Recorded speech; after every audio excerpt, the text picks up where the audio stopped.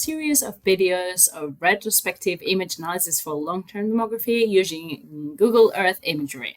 In this video, we're covering the last step of this pipeline, although not the last video, on which kind of analysis can we get from this type of pipelines to perform spatiotemporal demographic analysis. So we cover all of this list of different things that we can be obtaining, from age to climate sensitivity, population structure, etc., etc.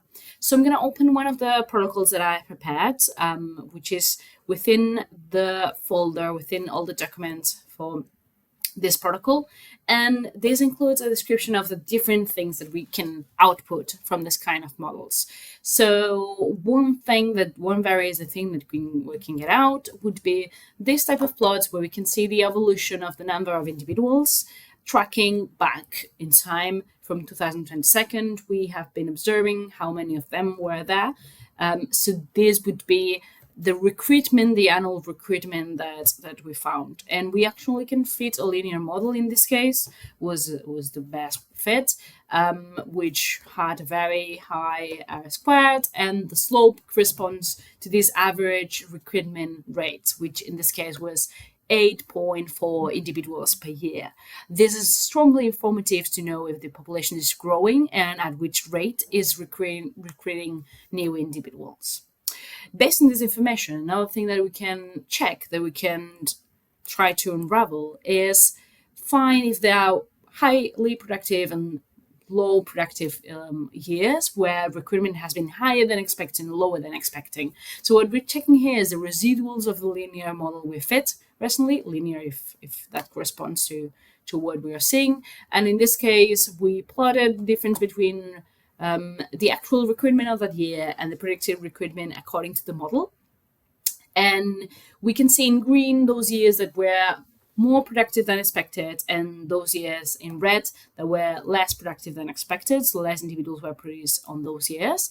And this data is amazingly valuable to try to, for example, understand the drivers of this kind of variation. So which are the, for example, environmental factors that might be explaining this, or if there's autocorrelation between what happens in one year, what happens on the next one, etc., etc. So this allows us this kind of analysis. Another very interesting data we can obtain for this type of analysis, individuals' age. You might know that it's not that easy to get age of different species. Sometimes it's a bit tricky, and sometimes it's even impossible. And with this tool, we can get the data of individuals' age without having to wait for a lot of years, because we can get back in time and try to unravel when the individuals were born, when they appear for the first time in our system. So one way to do this is just trying to find when is the first year that this individual was observed, and then count the number of years until the present moment. And also, one important thing to consider is this is assuming that we have a very high temporal resolution, which may not always be the case. So in some cases, we would not be able to say age, but minimum age or estimated age between a set of years, because we might not have data for all the years. So in this document, I explain a bit more how we can estimate that and decisions to be made at this point. Another thing would be to characterize population age structure. So are all the individuals old? Are all the individuals young? Is the distribution bimodal? Is the distribution following a Gaussian distribution? We can get a lot of information of how the population is doing considering this, and also consider if the population is growing, is getting older, and so on. Another thing that we can do regarding age data is try to model age-size relationships. Age-size relationships in plants are quite important, and in some cases there is a strong correlation between those that allows us to further estimate the age of more individuals. We might fit a linear model, we might fit a polynomial, exponential, quadratic. Different models can be fit to find the best model to explain this. And in this case, for example, we were able to fit this kind of model between the minimum age that we were able to date and the area in a specific year, saying that, yeah, for this species, there is a relationship between both. Another thing more related to spatially explicit demography is that with this kind of data acquisition method, it's very, like, one of the main things that we can capitalize on is the knowledge of where the individual is. So all the data is located in the space. We have the coordinates for all the individuals. So we know where mortality is happening or where recruitment is happening. We know where growth is happening. So we can capitalize on that information and, for example, build maps of where the individuals are. And for example, in this map, I added the color corresponds to the minimum age. So we can identify areas where we only have young individuals, areas where we only have old individuals, etc., etc. We can also try to model density, abundancy of individuals in a specific area. So actually, I'm going to first comment on this plot. We can just feed a kernel density model where we observe that the major individuals were in this area, but also a bit of in this area, etc., etc. If we correlate this, if we overlay more spatial layers, that could make very interesting results, because we can explore if the presence of the individual, the abundance of the individuals, is related to distance to urbanization, distance to the sea. It's related to properties of the soil that we might have special information on, etc., etc. So that could be fine scale modeling of the presence and abundance of these species, which can be also done with specific demographic information, such as age or such as recruitment rates. So for example, this type of analysis can be done with this data, which is showing the plot is very similar to this one. It's just that we have estimated, we have extended this information on space to model where this recruitment might be happening to delimitate spatially this high recruitment and low recruitment areas, considering specific thresholds that we may be interested on. And in this case, we see that these areas contain only old individuals and more than 10 years old. So recruitment is not happening in this area, and we now can explore why. We know that this is happening here, for example, and these are areas of low recruitment. My guess would be that for this species, this is quite linked to slope and vegetation cover. So that will be my advice to further explore this data and how it correlates with spatially. Similarly, we have also analyzed species that grow in space at not really, so that expand clonally. And this shows the area increase from these white lines to the red lines for different years.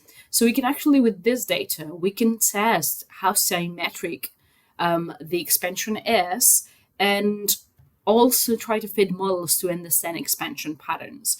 It might, for example, depend on the surrounding vegetation, specific neighbors, or soil properties as well. So we could try to model where this expansion is happening, if it's more in this area, less in this area, etc., etc. Another thing that we can do is try to explore the data that are collected depends on environmental factors, and we can do that either if we have data from multiple years, and as we have shown before, if we have data for multiple years, we might have environmental information from those years, and then we can correlate those and explore if there's any pattern. Or we could also do this analysis, as we did here, from 3 different areas. We quantify these recruitment rates, and we saw that there was a high correlation with, these 3 different points are on this gradient of temperature and annual rainfall. So sites that are more dry have higher recruitment rates, which is very interesting to analyze where these species may further grow. Another thing that we do is not only measure how population is growing or how population is recruiting, but also how individuals are growing if we are able to have size for different years. So we did that with one of the species of interest, and we have here, like, across the years of the study, how individuals are growing. So there's a big individual here that grows strongly and then stabilizes, and there are a lot of smaller individuals. So with this, we're also characterizing the size structure of the population, and how it changes over time, how it still changes.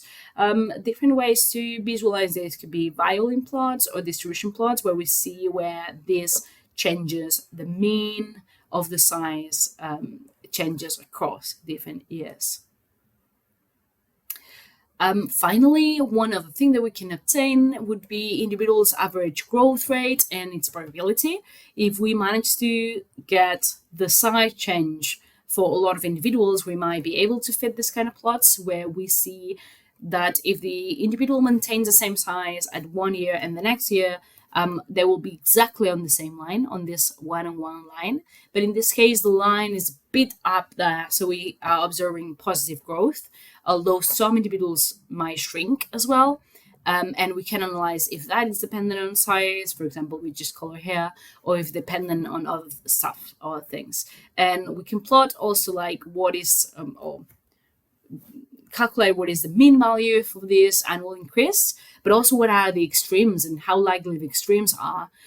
So if by any luck, this population could just go extinct because we observe this very high decrease in area, or if we can have a massive amount of growth due to having this kind of values as well. So this is very interesting to analyze and project population models based on, in this case, 20 years of demographic data. So this brings us to the end of this pipeline, because this is the last step of this pipeline. So we have seen at the beginning, we identified the field where the individuals were, we screened and downloaded Google Earth imagery, we segmented the individuals, we did this accurate georeferencing across different years and individual matching.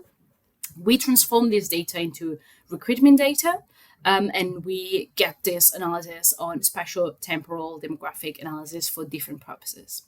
The next video is going to be the last one, explaining how can we add deep learning to this pipeline, how deep learning may interact with different steps of this project, and how you can use it to automatize it. So see you on the next video, and thanks for watching.